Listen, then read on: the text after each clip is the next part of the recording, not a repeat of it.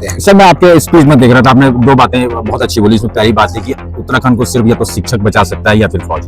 भारतीय सेना mechanised wing का गौरवशाली 47वां स्थापना दिवस। कर्नल जब रिटायर्ड होता है तो कहीं ना कहीं देहरादून और दिल्ली जैसे शहरों में बसता है, मेट्रोपॉलिटन सिटी है, लेकिन कर्नल रिटायर्ड जो आप यशपाल नेगी ने उत्तराखंड को चुना, अपने गांव को चुना। राइजिंग डे में पूर्व सैनिकों का एक ऐसा कार्यक्रम जिसमें सब होते हैं एकजुट। पहचान है जो हमारी रूट्स है।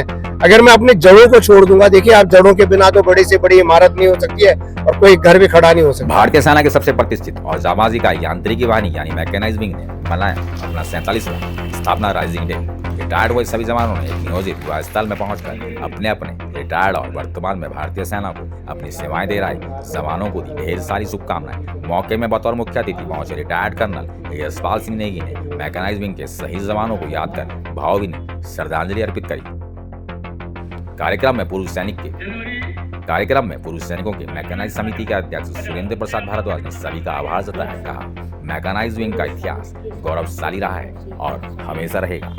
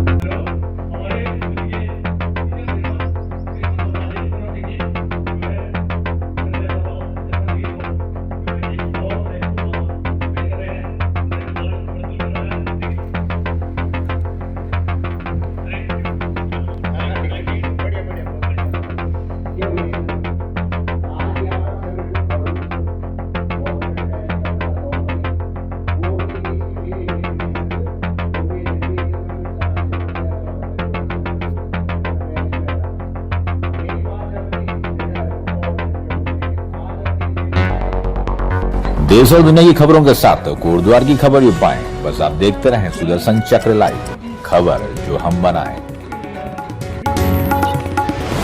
सुदर्शन चक्र लाइव, सुदर्शन चक्र लाइव, सुदर्शन चक्र लाइव। दोस्तों देखिए, बहुत बहुत स्वागत है सुदर्शन चक्र लाइव पे। और मैं हमेशा बात करता हूं उस उत्तराखंड की जो लगातार कहीं ना कहीं बदल रहा है।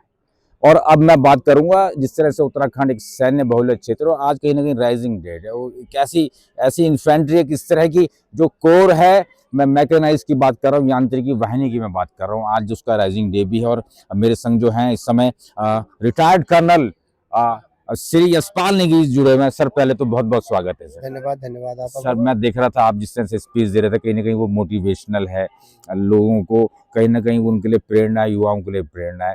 उत्तराखंड में जिस तरीके से अब कहीं ना कहीं नशा, प्लान, तमाम बेरोजगारी के मुद्दे इस तरह से उठ रहे हैं, क्या कहेंगे? सबसे पहले तो मैं मैकेनाइज्ड इन्फेंट्री के जितने भी सैनिक हैं, जो वर्तमान में हैं और भूतपूर्व हैं, उनके परिवारों को और वीर नारियों को आज जो राइजिंग डे है उसकी हार्दिक शुभकामनाएं प्रेषित करता हूं। और जैसा कि आपने कहा, जो हमारा उत्तराखंड है ये सैन्य बहुल तो है ही है राज्य। इसने अनेकों सैनिक दिए हैं देश को और अभी भी दे रहे हैं, अभी भी चल ही रहे हैं। और सबसे अच्छी बात है कि जो लोग यहाँ पे फौजी हैं, चाहे वो शहरों में रहे हों, लेकिन अपने गांव में जाते रहते हैं, गांव के आर्थिक, राजनीतिक और सामाजिक माहौल को भी जीवित रखे हुए हैं।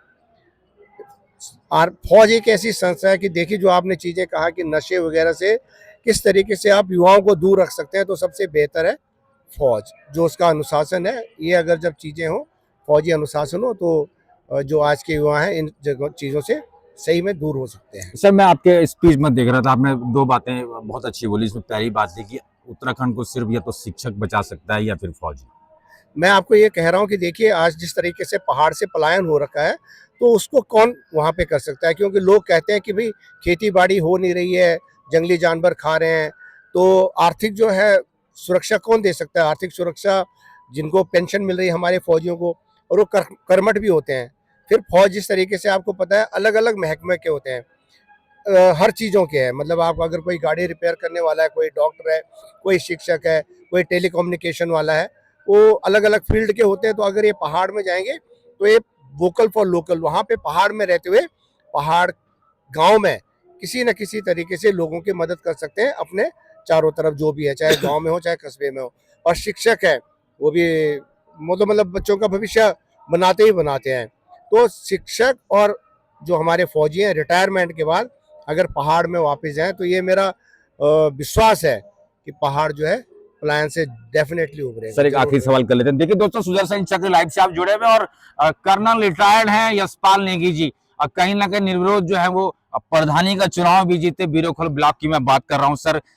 जिस तरह से उत्तराखंड जो है, कर्नल जब रिटायर्ड होता है तो कहीं ना कहीं देहरादून और दिल्ली जैसे शहरों में बसता है, जो मेट्रोपॉलिटन सिटी है। लेकिन कर्नल रिटायर्ड जो आप यशपाल नेगी ने उत्तराखंड को चुना, अपने गाँव को चुना, क्या पीछे कारण रहा? देखिए मैं तो कहता हूँ कि पहाड़ जो है गांव है, हमारी माँ है, तो माँ से बड़ा तो कोई हो ही नहीं सकता है। चाहे वो कर्नल हो, जनरल हो, मैं कहता हूँ विधायक हो, सांसद हो, इवन प्रधानमंत्री हमारे, वो भी बिल्कुल अपनी माँ के पास जाते थे। तो पहाड़ उससे बड़ा कोई है नहीं है। इसलिए मैं गांव में गया। हमारी जहाँ से पहचान है, जो हमारे रूट्स हैं, अगर मैं अपने जड़ों को छोड़ दूंगा, देखिए आप जड़ों के बिना तो बड़ी से बड़ी इमारत नहीं हो सकती है और कोई घर भी खड़ा नहीं हो सकता है। इसलिए मैंने वो सोचा कि मैं अपने गांव में जाऊंगा।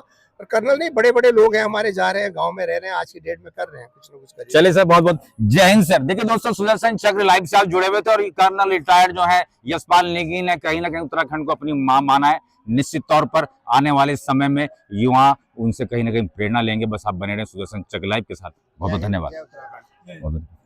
आप नाइस टू नंबर ले मीट यू। लूंगा आपका। बिल्कुल बिल्कुल सर, उसमें वो बिल्कुल। थोड़ा कर दीजिएगा मेरे को।